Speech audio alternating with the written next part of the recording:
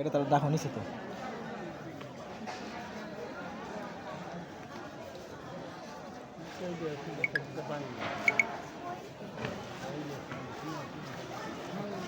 সারাদিনে কতটা হবে না 50টা মাছ বিক্রি করে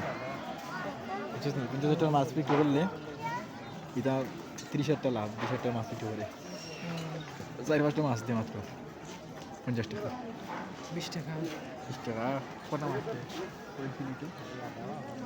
20 টাকার যে মাছ দেয় কিন্তু পাতারা লোহা করে 5 টাকা 5 টাকা